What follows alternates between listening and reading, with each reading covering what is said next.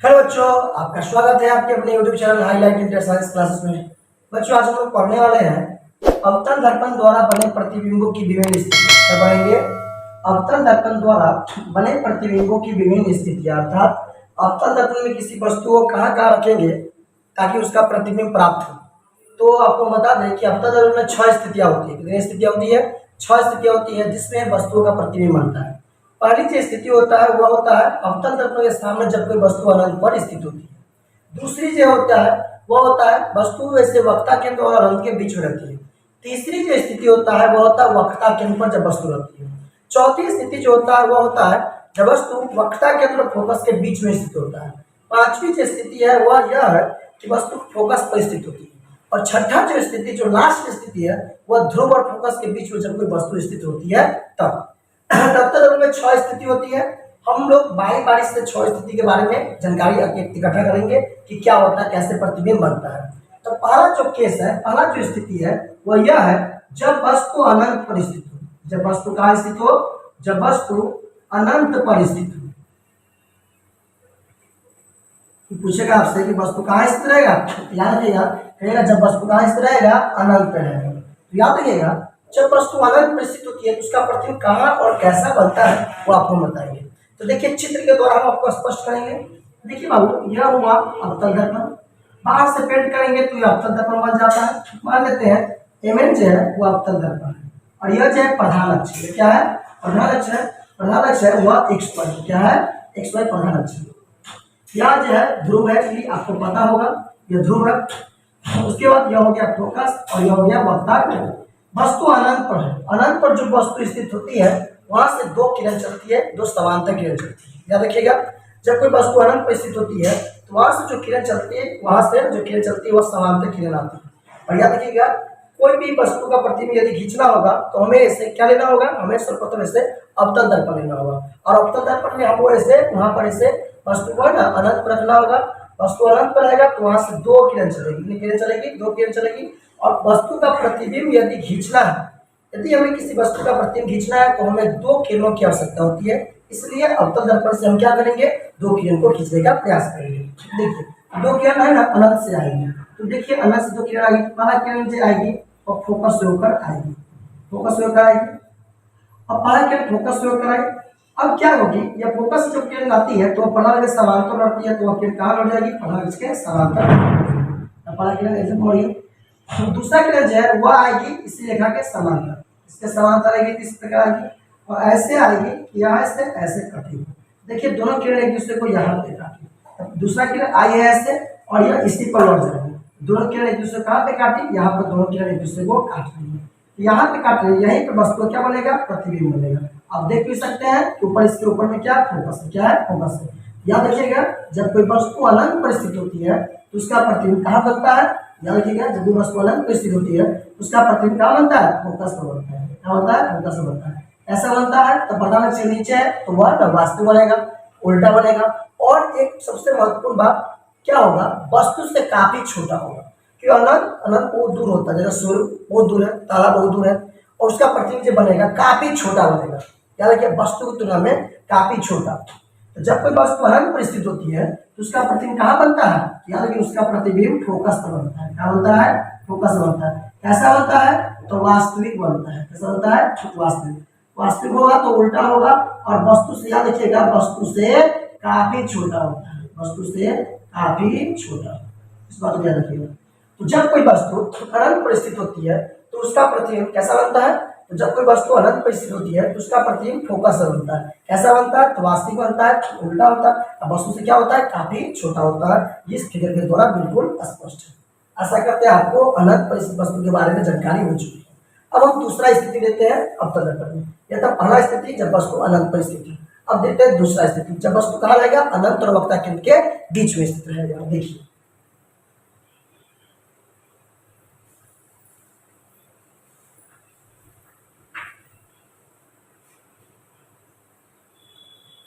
दूसरी स्थिति है जब वस्तु अनंत और वक्रता केंद्र के बीच स्थित हो। जब वस्तु अनंत और वक्ता केंद्र के बीच स्थित हो। तो आपको हम बता दें, जब कोई वस्तु अनंत और वक्ता केंद्र के बीच में स्थित होती है तो उसका प्रतिबिंब वक्ता केंद्र और फोकस के बीच बनता है, और वास्तविक ही बनता है, उल्टा भी बनता है, और वस्तु से क्या होता है, छोटा भी होता है। इसको हम चित्र के द्वारा बता रहे हैं। देखिए यह हुआ अवतल दर्पण, बाहर से पेंट कर देंगे, मान लेते हैं एमएनएस अवतल दर्पण है, बाहर से पेंट कर दिए। यह हो गया ऐसे प्रधान अक्ष, यह हो गया प्रधान अक्ष हो गया, यह हो गया ध्रुव, क्या हो गया ध्रुव, ध्रुव हो गया पी। यह हुआ फोकस और यह हुआ वक्ता केंद्र, यह हुआ फोकस और यह हुआ वक्ता केंद्र, वक्ता केंद्र हो गया और यह हो गया फोकस हो गया। देखिए बाबू यहाँ पर फोकस है और यह वक्ता केंद्र है, क्या है, ये फोकस होता है। वस्तु कहाँ रहेगी, अनंत और वक्ता केंद्र के बीच में। देखिए अनंत और वक्ता केंद्र के बीच में वस्तु को स्थित रखते हैं, अनंत और वक्ता केंद्र के बीच में वस्तु को स्थित रख रहे हैं।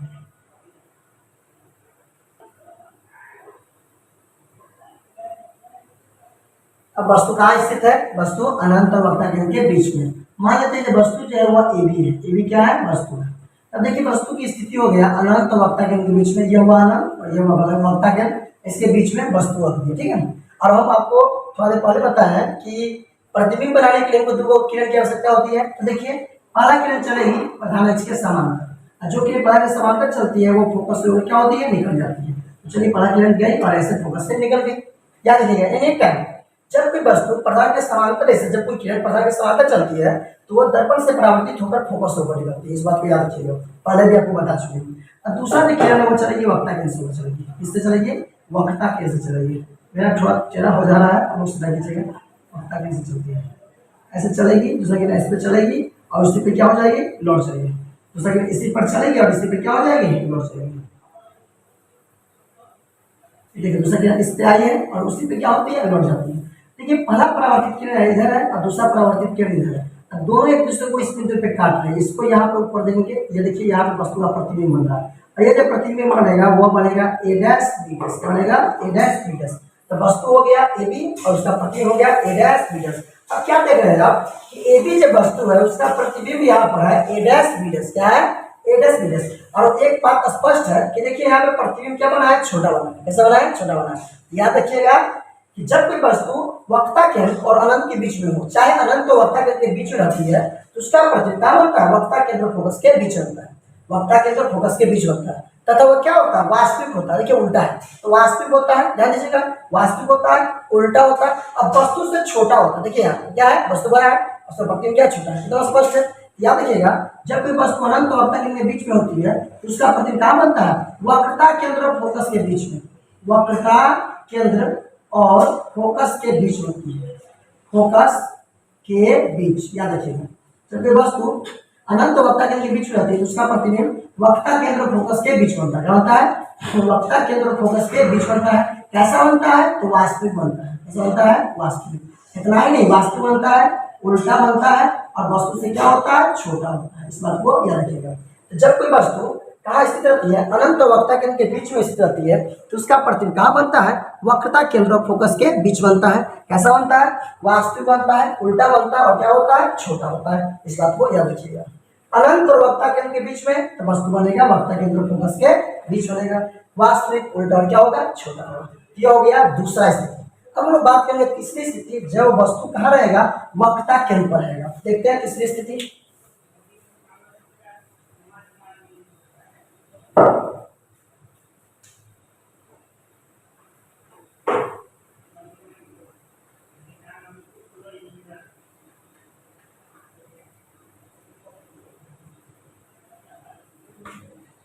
जब वस्तु कहाँ स्थित रहेगी, वक्रता केंद्र पर। जब वस्तु वक्रता केंद्र पर स्थित है,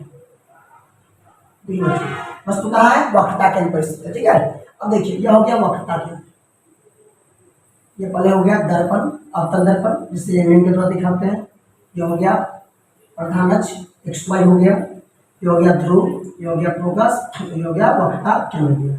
वस्तु वक्ता केंद्र पर स्थित है। चलिए वस्तु को वक्ता केंद्र पर स्थित करते हैं। एक बात याद रखिएगा, जब कोई वस्तु वक्ता केंद्र पर स्थित होती है ना, वक्ता केंद्र पर स्थित होती है, उसका प्रतिबिंब वक्ता केंद्र पर ही बनता है। क्या बनता है, वक्रता केंद्र पर ही बनता है। इस बात को याद रखिएगा। जब कोई वस्तु वक्ता केंद्र पर होती है तो उसका प्रतिबिंब वक्ता केंद्र पर ही बनता है और बराबर आकार का बनता है। वास्तविक बनता है, उल्टा ही बनता है। तो वो उल्टा वास्तविक बनेगा और बराबर आकार का बनेगा। तो जितना बड़ा ऊपर है उतना ही बड़ा हम ले लेते हैं पहले नीचे, जितना बड़ा ऊपर उतना ही बड़ा नीचे, यहाँ पे वस्तु का ऐसे बनेगा। अब देखिए बच्चों, यहाँ से क्या होगी, ए बी यहाँ पे वस्तु है, ए बी वस्तु है, यहाँ से दो किरण चलेगी, दो किरण, पहला किरण चलेगा प्रधान के समांतर, आपको पता ही है जो किरण प्रधान के समांतर चलती है वो क्या होती है, फोकस होकर निकल जाती है। तो पहला किरण चली और फोकस होकर क्या हो गई, वो किरण निकल गई, तो फोकस होकर निकल गई। अब दूसरा किरण जो होगा वो ऐसे पी से चलेगी, बी से पी को मिला देंगे, ऐसे चलेगी दूसरा किरण ऐसे, और ये जब लौटेगी, ये जो किरण जब लौटेगी ये किरण ऐसे लौटेगी, दोनों एक दूसरे को यहाँ पे काट देंगे। तो क्या देख रहे हैं, दोनों किरण एक दूसरे को यहाँ पर काट लेंगे, यहाँ पे काट लेंगे, यहीं पे क्या होगा, वस्तु का प्रतिबिंब बनेगा, यहीं पे क्या होगा, वस्तु का प्रतिबिंब।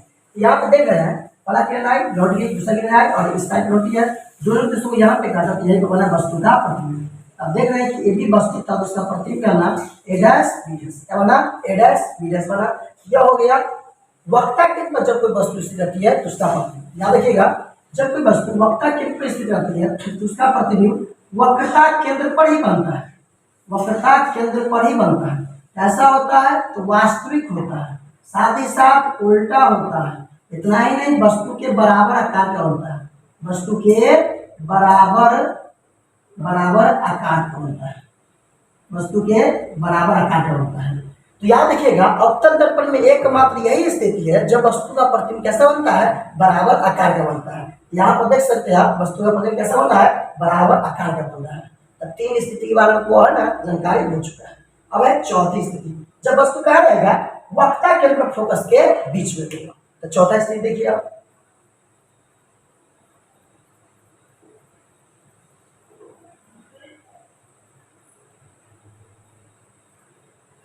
चौथा स्थिति है जब वस्तु वक्रता केंद्र और फोकस के बीच स्थित हो, फोकस के बीच हो। चलिए बात देखिए बच्चों, जब वस्तु वक्रता केंद्र और फोकस के बीच में होगी तो वक्रता केंद्र और फोकस के बीच में, तो पहले एम एक दर्पण बनाते हैं, यह हो गया प्रधान अक्ष जिसे एक्स वाई के द्वारा दिखाते हैं, यह हो गया ध्रुव पी, यह हो गया फोकस एक और यह हो गया वक्रता केंद्र सी। वस्तु की स्थिति कैसा है, तो वक्रता केंद्र और फोकस के बीच में, तो वस्तु है वक्रता केंद्र और फोकस के बीच में। चलिए वक्रता केंद्र फोकस के बीच में वस्तु को स्थित करते हैं। चलिए यहाँ से दो किरण चलेगी, कितनी किरण चलेगी, दो किरण। पहला किरण चलेगी प्रधान अक्ष के समांतर ऐसे चलेगी और वो लौट जाएगी किससे, फोकस होकर बाहर की ओर निकल जाएगी। दूसरा किरण जो है वो चलेगी ऐसे, ऐसे चलेगी, लगेगी वो है ना सी से होकर नीचे की ओर आएगी, ऐसे ऊपर की ओर ऐसे जाएगी, दूसरा किरण जाएगी और उसी पे क्या होगी, लौट जाएगी, लौटेगी किरण यहाँ पर और इधर एक है ना परावर्तित, एक बड़ा यह पहला किरण यह और दूसरा किरण यह लौटी है, दोनों किरण एक दूसरे को इस बिंदु पे क्या किया, प्रतिक्रिया, यहीं पर क्या होगा, वस्तु का प्रतिबिंब होगा, ये क्या होगा, वस्तु का प्रतिबिंब होगा। अब देख रहे हैं यह जो प्रतिबिंब है वो वस्तु की तुलना में बड़ा है, काफी बड़ा है, ऐसे कहिए वस्तु की तुलना में क्या बड़ा है, तो ए डैश बी डैश इसका प्रतिबिंब हुआ। आप देख सकते हैं वस्तु का प्रतिबिंब क्या है, वस्तु से बड़ा है, यहाँ पर प्रतिबिंब वस्तु से बड़ा है, ये भी वस्तु था उसका प्रतिबिंब है ए डैश बी डैश। और याद देखिए पदार्थ के नीचे है, काटा भी है, तो वास्तविक होगा, कैसा होगा, वास्तविक होगा। इतना ही नहीं, वास्तविक इसका प्रतिबिंब होगा, उल्टा होगा, वस्तु से क्या होगा, बड़ा होगा। याद रखिएगा, जब भी वस्तु वक्रता केंद्र फोकस के बीच रहता है तो उसका प्रतिबिंब कहाँ बनता है, वक्रता केंद्र अनंत के बीच में होता है। क्या होता है, वक्रता केंद्र और अनंत के बीच में होता है, अनंत के बीच में होता है, वक्रता केंद्र अनंत के बीच में। कैसा बनेगा, तो वास्तविक बनेगा, याद रखिएगा, वास्तविक बनेगा, उल्टा बनेगा और वस्तु से बड़ा बनेगा, वस्तु से बड़ा। यहाँ पर देख रहे हैं वस्तु का जो प्रतिबिंब है वह ऐसे कहाँ बन रहा है, अनंत और वक्रता केंद्र के बीच में। कैसा बनेगा, वास्तविक बनेगा, उल्टा बनेगा, वस्तु से क्या होता है, बड़ा होता है, वस्तु से ये ऐसे प्रतिबिंब कैसा होता है, बड़ा होता है। इस बात को याद रखिएगा। यह हुआ चौथा स्थिति जब वस्तु कहाँ है, वक्रता केंद्र फोकस के बीच में। तो वक्रता केंद्र फोकस के बीच में जब वस्तु होगा तो उसका प्रतिबिंब वक्रता केंद्र और कहाँ बनता है, अनंत के बीच में। और देख रहे हैं यह सब पर है ना प्रतिबिंब वास्तविक बन रहा है, कैसा बन रहा है, वास्तविक बन रहा है। अब हम लोग इसके पांचवी स्थिति पर चर्चा करेंगे जो स्थिति है फोकस। अब है कि जब वस्तु कहाँ स्थित रहेगा, फोकस पर स्थित रहेगा, ध्यान दीजिएगा, फोकस पर।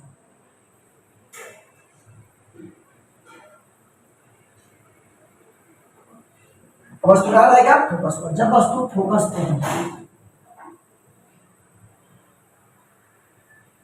फोकस करो। देखिए ये वस्तु है, यह आपका दर्पण हुआ, ये मेन हुआ और यह दर्पण हुआ। दर्पण हो गया एक्स-रे।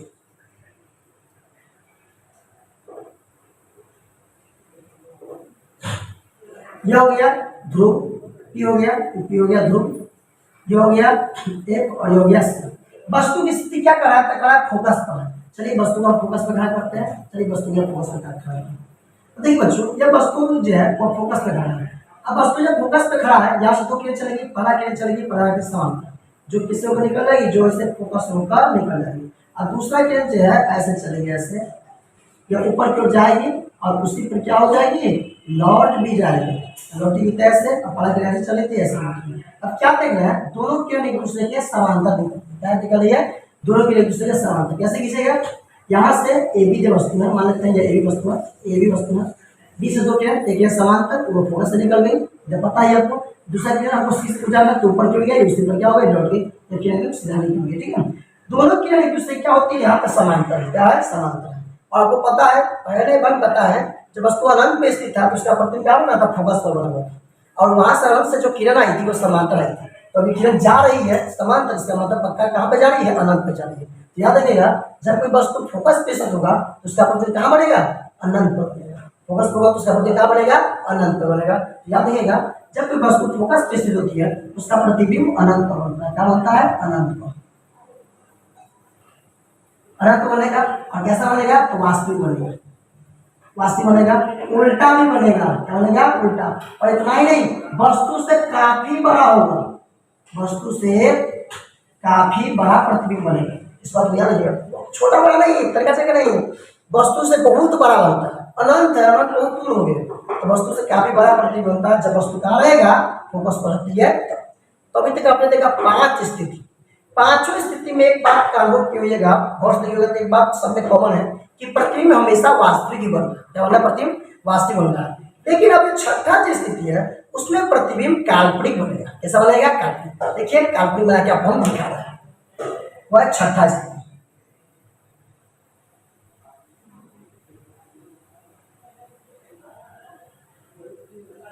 छठा स्थिति देखिए बच्चों, जब वस्तु ध्रुव और फोकस के बीच हो, कहा हो, ध्रुव और फोकस के बीच हो, फोकस के बीच। अब देखिए बच्चों, वस्तु रहेगी ध्रुव और फोकस के बीच में, और याद रखिएगा ये काल्पनिक प्रतिबिंब बनेगा। कैसा बनेगा, काल्पनिक। तो इमें एक दर्पण है, देखिए ये प्रधान अक्ष हो गया, प्रधान अक्ष x1, ये हो गया ध्रुव p, ये हो गया f और ये हो गया c। अब हम बता चुके हैं कि वस्तु कहाँ है, अंतिम स्थिति है ध्रुव और फोकस के बीच में। तो ध्रुव और फोकस के बीच में वस्तु को खड़ा किया, यहाँ से दो किरण चलेगी, पहला किरण चलेगी प्रधान के समांतर, वह लौटेगी तब फोकस से होकर लौट गई, फोकस होकर लौट गई। पहला किरण चलेगी प्रधान के समांतर, वह किससे होकर लौट गई, फोकस होकर लौट गई। दूसरा किरण जो चलेगी वह चलेगी ऐसे, ऐसे रहेगा, वो ऐसे सी से ऐसे गुजर देगी, ऐसे देखिए हम खींच के बता रहे हैं, ऐसे चलेगी, वो क्या ऐसे चलेगी, इस पे जाएगी और इसी पर क्या हो जाएगी, लौट जाएगी। लौटेगी तो किरण ऐसे जाएगी, तो एक किरण ऐसे जाएगी और दूसरा किरण ऐसे जाएगी। क्या ये दोनों किरण एक दूसरे को कहीं काटेगी, देख लीजिए, ये पहला किरण जो लौट रही है पहला के समांतर चली गई थी, ये पहला ए बी की वस्तु है, ए बी वस्तु है, ये पहला किरण ऐसे समांतर चली है, समांतर चली है और ये फोकस होने लगी, दूसरा किरण चली है उसी पर लौट गई शीशे से। ये दोनों किरण क्या एक दूसरे कहीं पे काटेगी, बताइए आप भी, कहीं नहीं काटेगी, दोनों किरण से कहीं नहीं काटेगी। अब क्या होगा, इसको पीछे की ओर बढ़ाया जाएगा, जब इसको पीछे की ओर बढ़ाएंगे तो ऐसे रहेगा, और पीछे को बढ़ाते हैं इसको, इसको भी पीछे की बढ़ाते हैं, देख रहे हैं ये दोनों किरण एक दूसरे को कहीं कहीं पर क्या करेंगे, काटते हैं। जहाँ पे काटेगी वहीं पे क्या होगा, वस्तु का प्रतिबिंब बनेगा, और यह प्रतिबिंब जो होगा ए डैश बी डैश वो होगा काल्पनिक होगा, या आगे नहीं कटेगी, इधर बढ़ाएंगे कहीं नहीं कटेगी, इसलिए इसको पीछे की बढ़ाएंगे, क्या करेंगे, पीछे की बढ़ाएंगे। अब पूरा इसे बोल्ट लाइन से नहीं, डिट्रो लाइन से बढ़ाएंगे पीछे की ओर। देख रहे हैं यहाँ पे दोनों दूसरे क्या करेंगे, काट रही है। ये ए बी वस्तु था तो उसका प्रतिबिंब क्या हो गया, ए डैश बी डैश। क्या देख रहे हैं, जब प्रतिबिंब सीधा बना है, कैसा बना है, सीधा, देखिए उसका बी ऊपर बी वही ऊपर ही है। ये बस प्रतिबिंब जो होता है काल्पनिक बनता है, सीधा बनता है, और वस्तु से क्या बनता है, बड़ा बनता है। क्या बनता है, दर्पण के पीछे बनता है। एक यही स्थिति है जिसमें प्रतिबिंब दर्पण के पीछे बना है, बाकी सब स्थिति में, पांचवी स्थिति में प्रतिबिंब दर्पण के सामने बना है। इतना ही नहीं, बाकी जितना भी स्थिति था पांचों में वस्तु का प्रतिबिंब वास्तविक बना है, लेकिन बच्चों यहाँ पर एक जो स्थिति है वह क्या बना है, काल्पनिक बना है।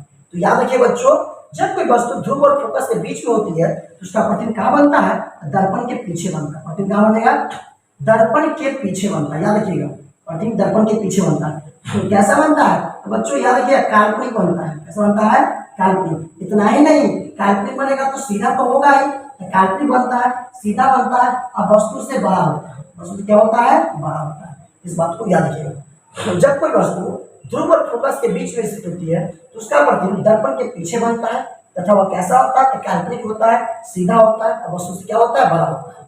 तो आज की इस वीडियो में आपने क्या सीखा कि अवतल दर्पण द्वारा बने प्रतिबिंबों की विभिन्न स्थितियां, अर्थात अवतल दर्पण में प्रतिबिंब की स्थिति कैसी होती है उसके बारे में बताया। तो आपको स्पष्ट रूप से एक बार पुनः रिवाइज कराते हैं कि अवतल दर्पण में 6 स्थितियां होती है। कितनी स्थितियां होती है, 6 स्थितियां, जिसमें वस्तु का प्रतिबिंब बनता है। और 6 स्थिति में एक ही स्थिति ऐसी होती है जब वस्तु का प्रतिबिंब कैसा बनता है, काल्पनिक बनता है, और वह स्थिति है ध्रुव और फोकस के बीच में। याद रखिएगा, ध्रुव और फोकस के बीच में जब कोई वस्तु स्थित रहती है तभी उसका प्रतिबिंब काल्पनिक बनेगा। अन्यथा पांचों स्थिति में वस्तु का प्रतिबिंब कैसा बनता है, वास्तविक बनता है। और काल्पनिक सिर्फ एक ही स्थिति बनता है, ठीक है, वह स्थिति है छठी स्थिति, ध्रुव और फोकस के बीच में। इतना ही नहीं, अगर आपसे पूछा जाएगा कि अवतल दर्पण के सामने वस्तु को कहाँ रखेंगे तो उसका प्रतिबिंब बराबर आकार का बनेगा, तो आपको पता होगा तीसरा जो स्थिति आया था, जब वस्तु कहाँ था, वक्ता केंद्र पर रहती है तो उसका प्रतिबिंब क्या होता है, एकदम सीधा बनता है, और क्या होता है, वह बराबर आकार का बनता है, वस्तु के बराबर आकार का। तो वस्तु के बराबर आकार का यदि प्रतिबिंब को प्राप्त करना है और अवतल दर्पण की सहायता से प्राप्त करना है तो वस्तु को कहाँ पर बैठाना होगा, वस्तु को वक्ता केंद्र पर रखना होगा, यहाँ पर इसको बैठाना होगा वक्ता केंद्र पर। क्योंकि वक्ता केंद्र पर जब वस्तु रहेगी तो उसका प्रतिबिंब क्या बनेगा, उसका प्रतिबिंब इससे बराबर आकार का बनेगा। लेकिन आप चाहते हैं, अगर आपके सामने ऐसा क्वेश्चन आया कि हमको अवतल दर्पण की सहायता से वस्तु का प्रतिबिंब सीधा बनाना है, सीधा, तो आपको पता होगा सीधा प्रतिबिंब सिर्फ एक ही स्थिति में बन सकता है जब वो प्रतिबिंब काल्पनिक होगा। और काल्पनिक होने के लिए प्रतिबिंब की स्थिति क्या, वस्तु की स्थिति क्या होनी चाहिए, ध्रुव और फोकस के बीच में होनी चाहिए। इस बात को याद रखिएगा।